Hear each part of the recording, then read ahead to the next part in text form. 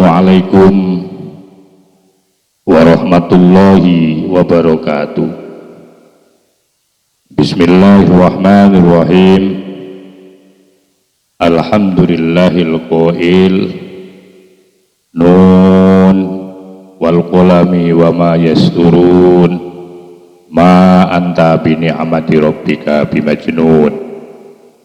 Qala al-mu'allif rahimahullah ta'ala wa nafa'ana bihi wa bi ulumihi wa bi anwarihi wa bi asrarihi wa bi barakatihi fid dharaini amin.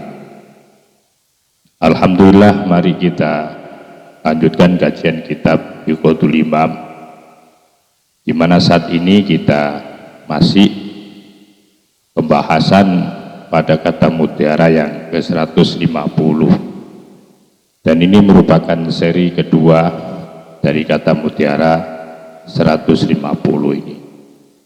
Untuk itu mohon disimak, dikaji, ditelaah dari kitab yang Anda miliki. Bismillahirrahmanirrahim. Asyara telah memberikan isyarah ilaiha kepada al-khomroh al-azaliyah, atau zat yang bersifat azali, atau yang sering disebut oleh mayoritas ulama tasawuf, khomroh azali itu sama dengan Nur Muhammad. Siapa yang memberikan isyarah dalam kaitannya dengan al-khomroh al-azaliyah?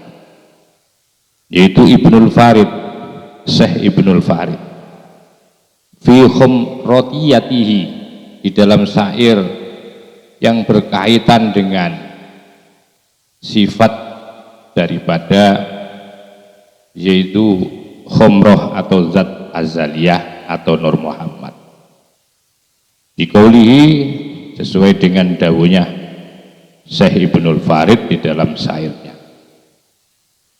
Beliau mengatakan sofa'un wala ma'un walutfun wala hawa wa nurun wala narun wa ruhun wala jismu taqaddama kullal kainati hadisuha qadimun wala syaklun hunaka wala rasmu.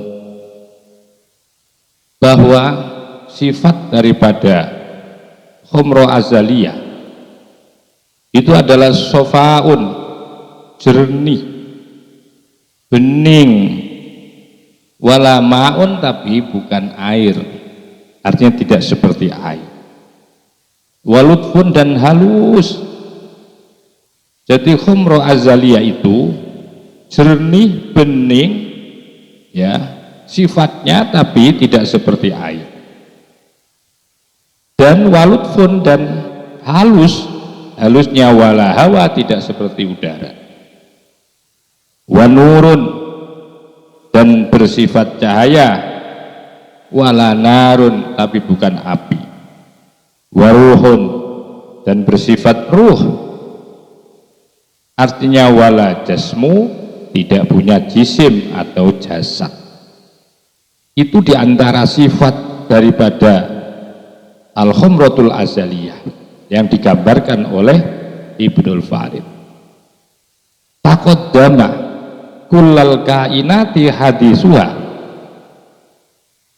Taqaddama, di mana telah mendahului, kullal kainati, terhadap segala makhluk. Kainat saya artikan makhluk. Apa hadisuha? Yaitu kebaruannya atau barunya kullal kainat. Artinya bahwa yang namanya khomroh azaliyah itu telah mendahului semua makhluk yang dianggap baru ini. Jadi semua makhluk yang dianggap baru ini ya itu lebih dahulu khamra azaliyah. Dimana qadimun sifatnya khamra azaliyah itu qadim, wala syaklun dan tidak punya bentuk. Gunaka di sana wala rasmu dan tidak pula bisa digambarkan atau tidak punya gambaran. Ya, itu diantara gambaran yang disampaikan Ibnul Farid terkait dengan sifat yaitu khamra azaliyah. Dan khamra azaliyah inilah yang sejak awal saya katakan ini yang menjadi asal muasal lahirnya daripada atau terciptanya makhluk, ya, makhluk atau ciptaan Allah Subhanahu wa taala. Maka itu falau dhaharat, andaikan tampak apa al asrarul latifatu, rahasia-rahasia yang halus ini, andaikan yang tampak di permukaan alam semesta ini adalah rahasia-rahasia latifah yang disebut dengan diantaranya khamra azaliyah, latalashat pasti akan sirna apa al kainatu makhluk al kasifatu yang bersifat tebal atau kasar ini, di makhluk yang bersifat dohir. Kenapa itla zuhuro? Karena tidak bisa tampak. Litaksifi gitu bagi makhluk yang kasar ini idza roja apabila kembali, ya, apabila kembali, ya, latifan yaitu menjadi halus atau menjadi nur. Artinya ketika yang muncul itu rahasia-rahasia nur latifah khomroh ini, pasti yang namanya alam semesta ini akan tidak bisa terlihat. Yang muncul, yang tampak itu adalah sesuatu yang bersifat nuroniyah. Jadi andaikan Allah Subhanahu wa taala ya tidak bertajalli melalui asma-Nya, melalui asma-asma-Nya, maka andaikan Allah ciptakan makhluk itu, maka makhluk-makhluk itu tidak akan pernah yaitu bisa kelihatan. Jadi andaikan Allah tidak bertajalli dengan asma dohirnya, begitu loh, asma dohir dari sifat duhur, dari sifat yaitu bahwa Allah adalah tampak, yang maha tampak, atau andaikan tidak bertajalli melalui sifat-sifat itu, maka alam semesta ini tidak akan bisa dilihat. Nah, jadi tampilan-tampilan yang muncul di hadapan kita hari ini, alam semesta ini adalah hanya sebagai gambaran, bukan asli sejatinya. Maka diibaratkan lagi adalah wama misalul kauni, wama dan tidak ada misalul kauni, adapun perumpamannya alam ini illa kasal jati, kecuali ibaratnya seperti salju atau seperti es. Coba bayangkan es itu. Jadi ulama tasawuf dalam hal ini mengibaratkan bahwa alam semesta ini seperti es, di mana es itu sifatnya adalah dhahiruha, tampilan luarnya es, penampilannya atau dhahirnya daripada es itu jamidun, yaitu kristal, membatu, tampakkan, tetapi wabatinuha, sementara dalamnya, sisi dalamnya es itu maiun, berupa cairan. Maka itu faida zawabat, apabila mencair apa asal jatuh es ini, maka rojaat akan kembali apa es ila asliha, kepada aslinya es, yaitu maun, air. Tidak bedanya seperti itulah alam semesta. Walam yabqa, sehingga ketika es itu sudah tidak tampak lagi, ya, yang muncul adalah air, maka walam yabqa, dan tiada tetap apa asal jatuh, yaitu lisal jati bagi es apa asarun, yaitu bekasnya atau sisa-sisa, nggak ada. Coba bayangkan ketika es itu yang tampak tampil itu sesungguhnya bukan sejati. Sejatinya es yaitu air. Sama dengan alam semesta ini, bahwa sesungguhnya tampilan-tampilan alam semesta ini bukan sesuatu yang sejati. Sejatinya itu adalah nur al-khomriyah atau khomriyatul azaliyah. Ya, oleh sebab itu fakadzalika, maka seperti itulah, seperti es inilah al-mukawwanatu, adapun yaitu sesuatu yang diciptakan Allah atau makhluk ini, al-hisiyatu yang bersifat indrawi, yang bisa diraba dengan tangan, yang bisa dilihat dengan mata, yang bisa dirasakan dengan kecapan-kecapan ini. Idza zuharat, ketika yang muncul atau yang tampak apa asraruha, yaitu rahasia-rahasia daripada mukawwanat, al-latifatu yang halus, allati qomat, allati yang qomat menempatilah dia dengan mukawwanat dapat, maka pasti akan lebur apa zawatuha, zat daripada yaitu mukawwanat al-kasifatu yang tebal, yang kasar ini, watalasat, dan akhirnya menjadi sirna atau menjadi sirna apa mukawwanat, warojat, dan kembali apa mukawwanat li asliha, kepada asalnya mukawwanat. Ya, asalnya mukawwanat itu apa? Ya dari yaitu al-khomratul azaliyah tadi.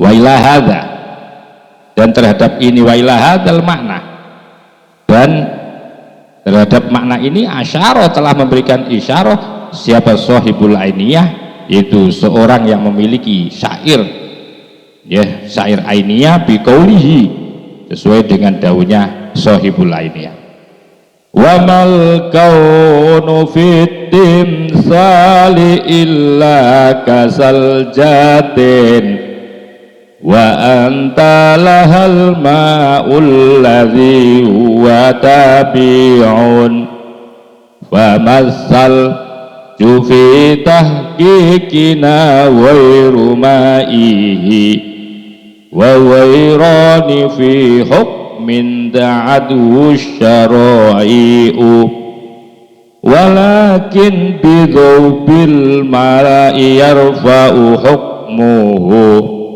wa yudau hukmul ma'i wal amru waqi'u.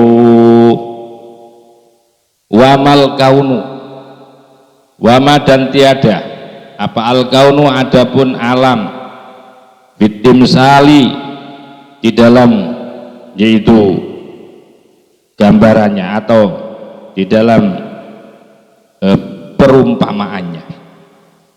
Wa mal kaunu, dan tidak ada al kaunu, adapun alam, fitim sali, di dalam perumpamaan, illa kalsal jati, kecuali bahwa perumpamaan alam itu seperti salju atau seperti es. Sementara wa anta, dan sedangkan engkau, dalam ini adalah Allah, ya, laha, bagi salju itu al-ma'u, ibaratnya seperti air. Asli air artinya bahwa asalnya salju atau es itu adalah air. Sama dengan alam semesta ini berasal dari yaitu zatnya Allah. Jadi nurul khomriyah atau dari khomratul azaliyah. Alladzi huwa, alladzi yang huwa, alladzi itu tabiun, yaitu yang mengalir. Artinya dari situlah sumber alirannya itu, yaitu dari Allah Subhanahu wa taala. Ya, sama dengan halnya es, ya, atau sesuatu yang bersifat mencair, itu seluruhnya adalah bersumber dari air. Dan dari sanalah ya mengalirnya segala sesuatu itu. Fama salju fi tahqiqina wa ruma'ihi. Fama salju, maka tidak ada asalju, adapun es, fi tahqiqina, yaitu secara sejatinya kita, ya, wa ruma'ihi, tidak lain bahwa es itu adalah air itu sendiri, tidak lain bahwa es itu adalah apa? Yaitu air sendiri. Wa wairani fi hukmin da'athu syara'i'u. Wa wairani, namun ya berbedanya apa tadi, es dan air fi hukmin dalam hukumnya saja. Da'athu yang telah menentukan kepada hukum apa syara'i'u, yaitu syariat, cuma hanya berbeda secara hukum. Oh ini es, oh ini air, itu hanya menurut pandangan syariat. Tetapi menurut pandangan ahli tasawuf, bahwa sesungguhnya es itu sejatinya adalah air, begitu loh. Walakin akan tetapi bidzubil ma'i, dengan bercairnya atau cairnya air, yarfa'u maka menjadi hilang apa hukmuhu, hukumnya air. Wa yudha'u dan kemudian dijadikanlah hukmul ma'i menjadi aturan atau hukum ma wal amru, dan adapun suatu hal atau perkara itu waqi'un, itu akan terjadi. Oleh sebab itu faman waqafa, faman barang siapa waqafa yang memperhatikan ma'adh-dhahiri saljati, beserta atau bersama tampilan atau zahirnya es. Coba siapa di antara kalian yang sedang memperhatikan es sampean perhatikan, es yang padat itu sampean perhatikan, pasti angkarul ma, pasti akan tidak percaya.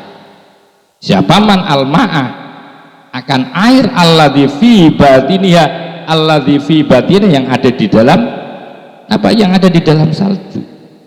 Bagi orang yang hanya terpaku terhadap es, bahwa es itu padat, maka dia pasti akan mengingkari atau lupa bahwa sesungguhnya es itu berasal dari air. Karena apa? Karena sudah milionya sudah dipengaruhi oleh tampilan es. Wakana, dan ada orang yang terpaku dengan pandangan seperti itu jahilan, orang yang bodoh bihaqikotiha, akan apa? Hakikat sebenarnya salju atau hakikat sebenarnya daripada es.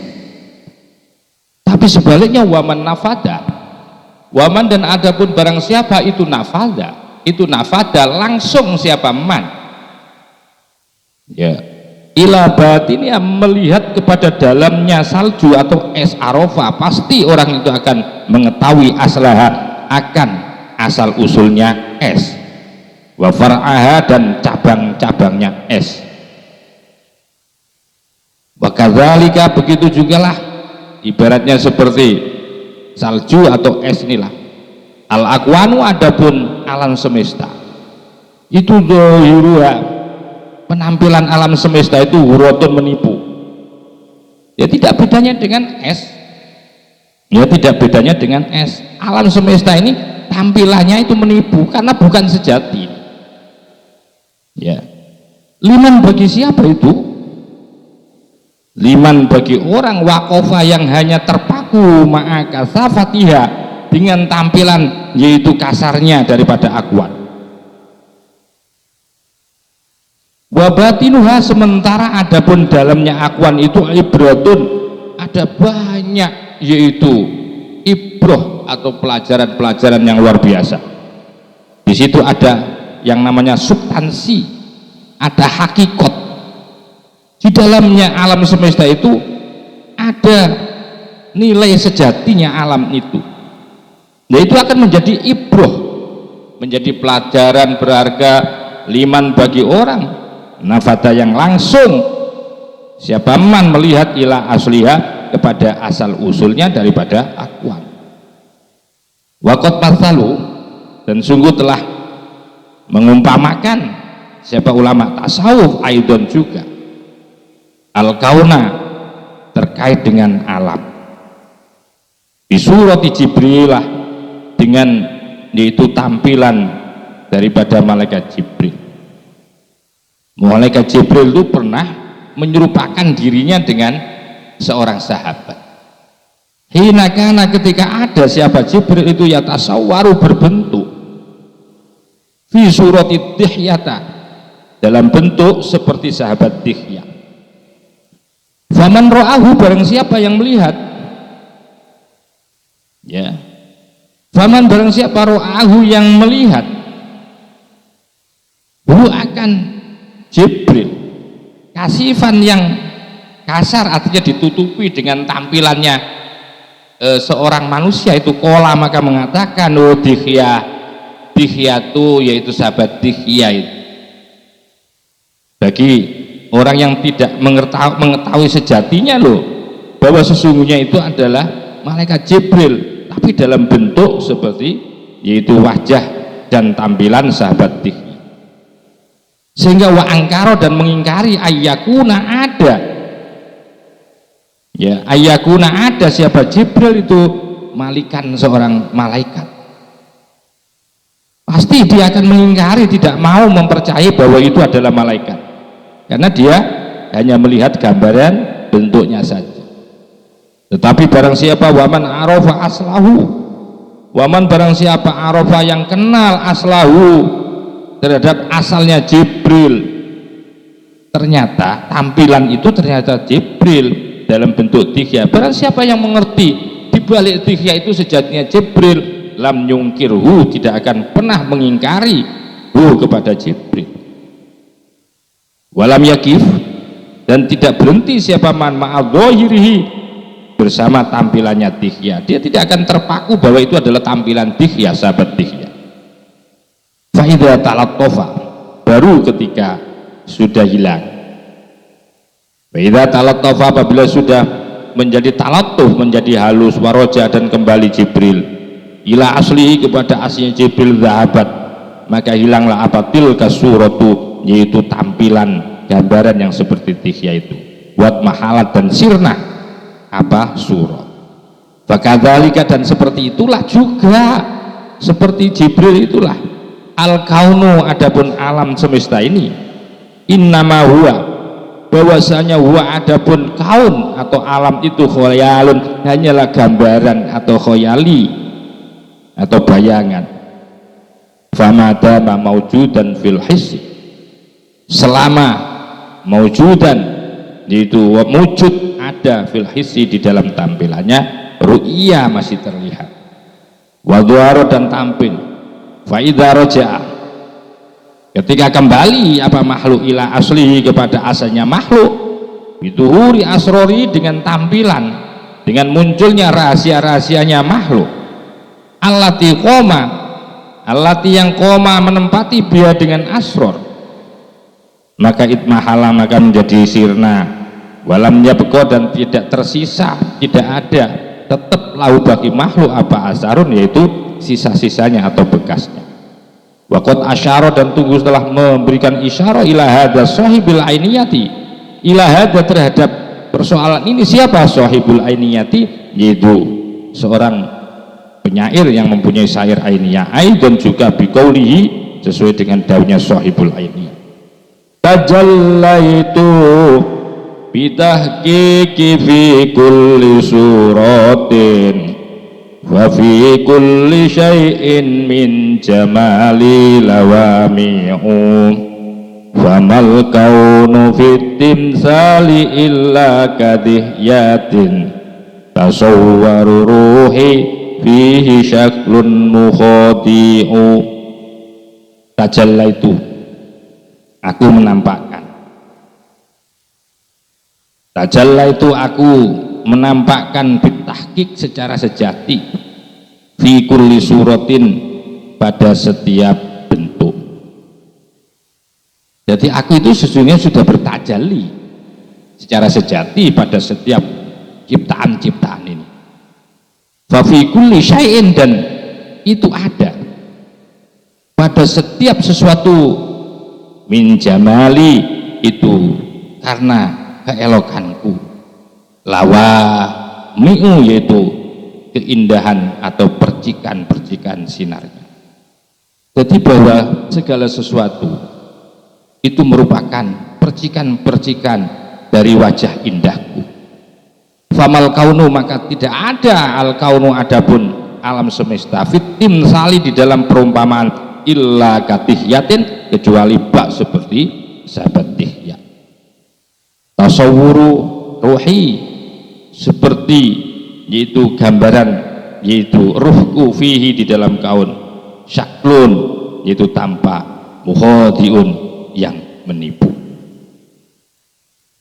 Wa tusammu wa yusammuna wa yusammauna, dan mereka menyamakan, memberikan nama hadhil asrar, akan rahasia-rahasia allati qomat yang berada biha dengan asrar, menamakan al aqwan allati qomat bil aqwanu ma'aniyah.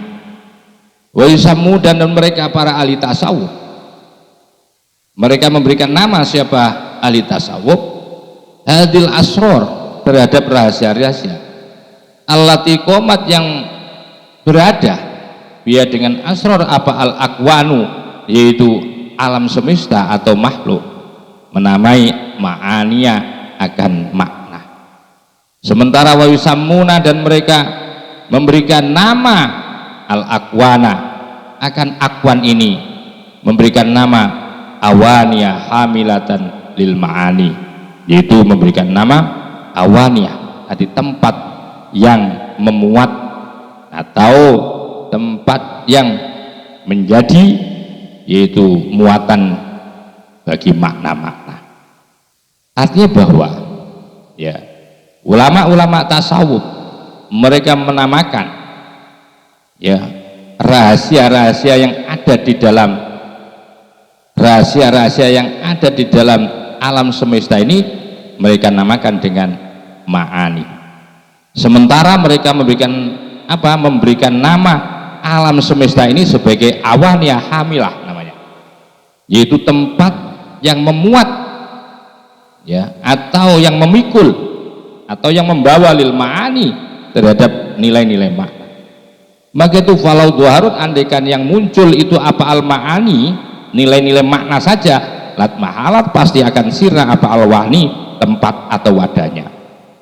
Waman wakofa, dan barang siapa yang terpaku, diem siapa man, hanya memperhatikan siapa man, maksudnya wakofa itu ma'ahisil awani, hanya bersama, yaitu tampilan indera daripada tempat itu.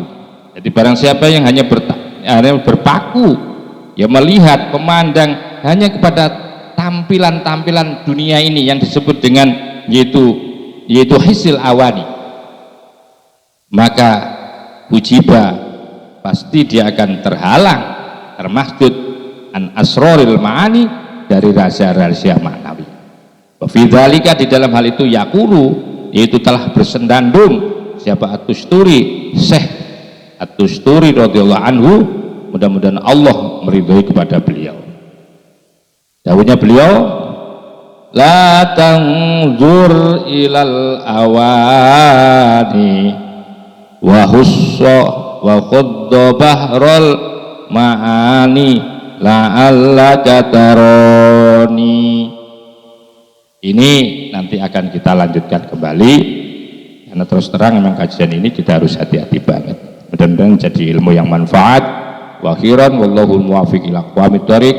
Walafu minkum. Assalamualaikum warahmatullahi wabarakatuh.